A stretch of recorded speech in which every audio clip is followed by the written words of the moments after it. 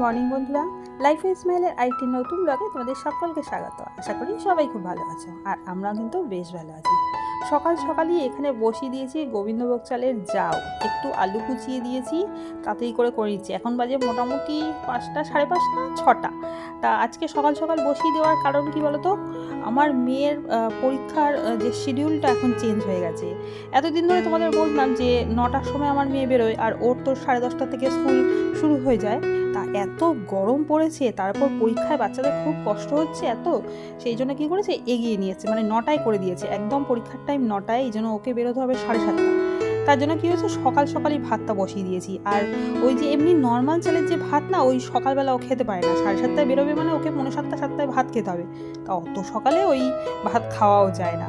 তা জাউটা করে দিলে একটু খেতে পারে। তা এটাকে আলু সিদ্ধ দিয়েছি আর কি, কুচি কুচি করে আলু কেটেছি, আর তার মধ্যে একটু বাটার দিয়ে ভাতটাকে করে ওকে আগে খাইয়ে দিয়েছি।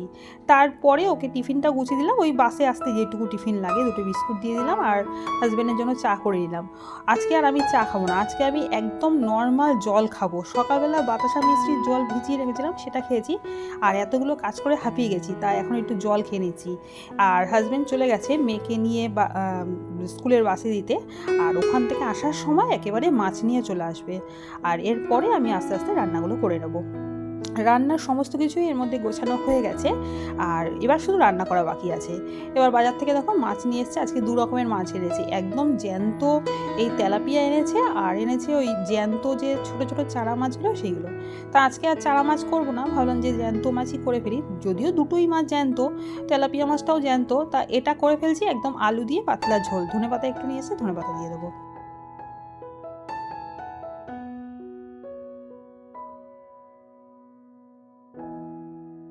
মাছটাকে ভালো করে নুন হলুদ মেখে কিছুক্ষণের জন্য রেখে দিলাম। তারপরে এখানে করে নিচ্ছি টিফিন। আজকে টিফিনে রুটি আর তরকারি তো করেছি, সেই তরকারি দিয়ে আর আমার খেতে ইচ্ছা করছে না। তা হাজব্যান্ডকেই পুরো দিয়ে দিয়েছি তরকারি আর রুটি, আর আমি এখানে দই দিয়ে একটু বাতাসা দিয়ে নিয়ে খাবো। এই দই রুটি বা দই দিয়ে মুড়ি এইসব খেতে না আমার খুব ভালো লাগে। দই ভাতও যদিও ভালো লাগে, সকালে আর ভাত খাবো না, তা দই দিয়ে রুটি খেয়ে নিচ্ছি। অ্যাকচুয়ালি কী বলতো, এত গরম পড়েছে না, কিচ্ছু খেতে ইচ্ছা করছে না। মানে খেতে ইচ্ছা করছে না বলছি, আবার এদিকে না খেলেও হয় না, খিদে পেয়ে গেলে আমার আবার খুব অস্বস্তি হয়। যাই হোক, টিফিন খেয়ে ওদিকে রান্নাঘর কিছুটা গুছিয়ে এখানে এসে গেছি একদম ঘর গোছানোর জন্য। আজকে আর বাসি বিছানা চাদরটা তোলা হয়নি। তা সকালবেলা মেয়ে ঘুম থেকে উঠেই একটু পড়তে বসেছিল। তা ও পড়তে বসার পর ও যখন চলে যায়, ভেবেছিলাম যে চাদরটা তুলে ভালো করে ঝেড়ে ঝুড়ে নেব। কিন্তু কী বলতো, ওই হাতের কাজ যেটা পড়েছিল সেই কাজগুলো সারতে সারতেই দেখছি একটার পর একটা কাজ করেই যাচ্ছি, আর এদিকে আর আসা হচ্ছে না। তা এখন কি করেছি, ওদিকে রান্নাঘরের কাজটা কিছুটা গুছিয়ে তারপরে এসেছি যে আগে ঘরটাকে ভালো করে পরিষ্কার করে নিই, কারণ বাসি বিছনা অনেকক্ষণ পড়ে আছে, ঠিক ভালোও লাগে না সেরকম। আর যখন বিছনাটা তুলছি, তা ভাবলাম যে ফার্নিচারগুলো একেবারে পরিষ্কার করে নিই। তা বেড সাইড টেবিলটা পরিষ্কার করতে গিয়ে হঠাৎই এই দেয়াল শোকেসের দিকে আমার চোখটা গেল। কি অবস্থা হয়ে পড়ে রয়েছে দেখো। কদিন ধরেই আমি ভাবছিলাম যে এই দেয়াল শোকেসটা পরিষ্কার করব। একটা টাইম বার করার চেষ্টা করছিলাম, কিন্তু এতটুকু আমি টাইম পাচ্ছিলাম না। তোমাদের বারবারই বলছি যে যেহেতু আমার মেয়ের এক্সাম চলছে, আর ওকে নিয়ে মাঝে মাঝেই আমাকে পড়াতে বসতে হচ্ছে, প্লাস স্কুলে যেতে হচ্ছে, তাই জন্য না আমি আর টাইম পাচ্ছিলাম না। তা ভাবলাম না, এরকম করলে আর টাইম পাওয়াও যাবে না। তা হাতের কাজগুলোর সাথে সাথে এইগুলো আমি এই জন্য করে নেওয়ার চেষ্টা করছি। ভাবলাম না, এর মধ্যেই করতে হবে। ওদিকে তো কাজ পড়ে রয়েছে জানি, কিন্তু তার মধ্যে যদি না করি না, যে আলাদা একটা সময় কোনো সময় আমি বের করে উঠতে পারবো না। এদিকে দেখো এটা পুরো পরিষ্কার করে নিয়ে এলাম। আর এখানে এমন কিছু জিনিস নেই, ওই টুকিটাকি কাগজপত্র থাকে, আর আমার মেয়ের দেখলেই পেনের স্ট্যান্ড, মানে পেনগুলো এখানে রেখে দিয়েছি, পুরোনো পেন, আর এই কয়েকটা কাপ গ্লাস এইগুলো এখানে থাকে। তাই এইখানটা একটু এত অগোছালো হয়ে থাকলে দেখতেও ভালো লাগে না। আর ঘরের মধ্যে তো শোকেসটা একদম পুরো মানে নিজেরই একটা কেমন লাগে। তা এখানে যা যা ছিল একটু ঠিকঠাক করে রেখে দিলাম। তার সাথে ড্রেসিং টেবিলটা খুলে ওই জিনিসগুলো রাখতে গেলাম, অনেক কিছুই বাইরে ছিল, সেইগুলো রাখতে গিয়ে দেখলাম এইগুলোও একটু ওলট পালট হয়ে রয়েছে। আর আমার না সব জিনিস কী বলতো, সোজা সোজা হওয়া মানে চাই, সব কিছু একদম সোজা হয়ে থাকবে, ঠিকঠাক জায়গায় থাকবে, সেইগুলোই আমার ভালো লাগে। এই জন্য দেখলাম একটু আধটু ওলট পালট হয়ে আছে, তা সেইগুলোও পরিষ্কার করে দিলাম। আর তারপরে চলে এসেছি এই ঘরে। ওই ঘরের ফার্নিচার একদমই পরিষ্কার হয়ে গেছে, তোমাদের আজকে দেখালাম না, প্রত্যেক দিনই দেখাই।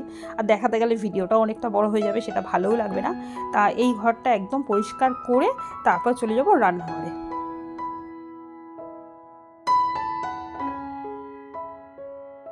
এই যে সোফা কভারটা আমি পয়লা বৈশাখের দিন পেতেছি, তোমরা দেখেছিলে। এই সোফা কভারটা দেখতে বেশ ভালো লাগছে ঠিকই, কিন্তু কি প্রবলেম হচ্ছে বলো তো, এটা না শুধু বারবার করে স্লিপ কেটে পড়ে যাচ্ছে, মানে কেউ বসলেই হলো তো এটা একদমই পড়ে যাচ্ছে। তা ভাবলাম যে এটাকে তুলে রাখবো, কদিন বাদে তুলবো, কারণ এখনও নোংরা হয়নি। এটা নোংরা হয়ে গেলে একবারে যখন ধুতে দেবো তখন তুলে রাখবো, আর যখন লোকজন আসবে তখন পাতবো, তখন দেখতে বেশ ভালো লাগবে। আর এখানে চলে এসেছি দেখো রান্না করতে। ওদিকে ঘরের পরিষ্কার একদম হয়ে গেছে, আর এখন চলে এসেছি মাছের ঝোলটা শুধু রান্না করে দেবো, আলু দিয়ে একদম পাতলা মাছের ঝোল করব। আর এই যে এই জিনিসটা কদিন আগে কিনেছি, এটা না আমার এই ওপরের যে ক্যাবিনেটটা আছে সেটার মধ্যে থাকে। তা এখন এত গরম পড়েছে যে বারবার খুলছি যখন, তখন দেখছি একটা দুটো করে পিঁপড়ে আসছে।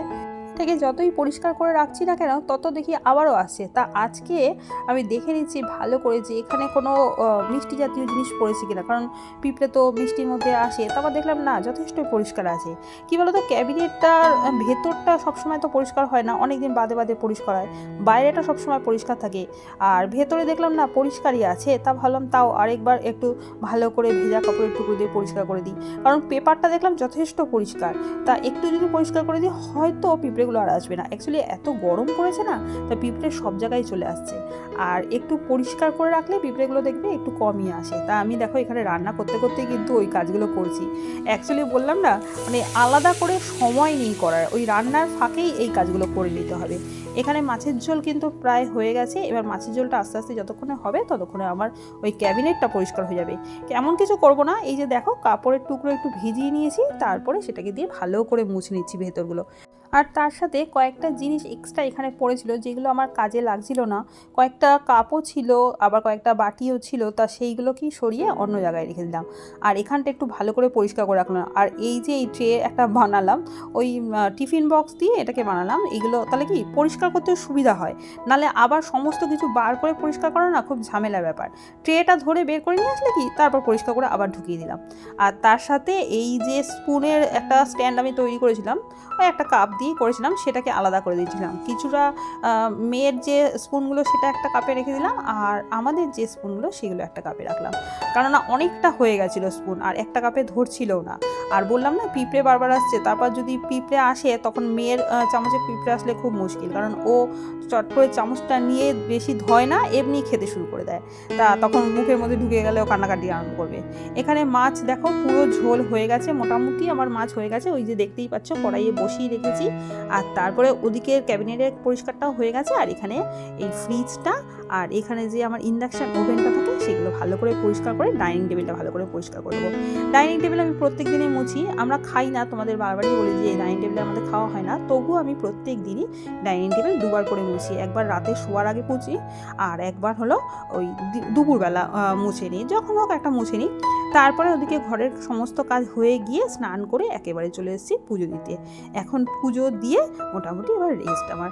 এখন একটু এডিট করব, ভিডিও এডিট করব, তারপরে আমার মেয়েকে একটু বাদে আনতে যাবো, কারণ তোমাদের বলেইছি 9টা থেকে যেহেতু পরীক্ষা ওর তাড়াতাড়ি শেষ হয়ে যাচ্ছে, মোটামুটি 10:30টার মধ্যে শেষ হয়ে যাচ্ছে, বাড়িতে আসতে আসতে এই 12টা 12:30 বেজে যায়।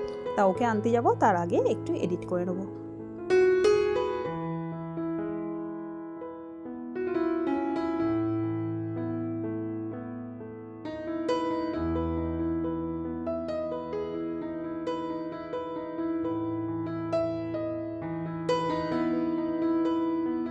ওখানে দেখো পুজো দিয়ে এসেই কিন্তু আগেই জানলাটাকে বন্ধ করে দিয়েছি। অ্যাকচুয়ালি বাইরে এতটা তাপ না আর সহ্য করতে পারছি না, আগেই জানলা বন্ধ করে পর্দাটাকে টেনে দিলাম। এরপরে আমি একটু রেস্ট নেব, রেস্ট নিয়ে চলে যাব বললাম আমার মেয়েকে স্কুলের বাস থেকে আনতে। তাহলে বন্ধুরা আজকের ভিডিওটা এখানেই শেষ করলাম। আর যদি ভিডিওতে কিছু ভালো লেগে থাকে তাহলে প্লিজ একটা লাইক করো, কমেন্ট করো, আর একটা সাবস্ক্রাইব করে দিও।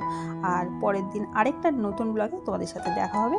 আজকের মতো টাটা, বাই, ভালো থেকো, সুস্থ থেকো।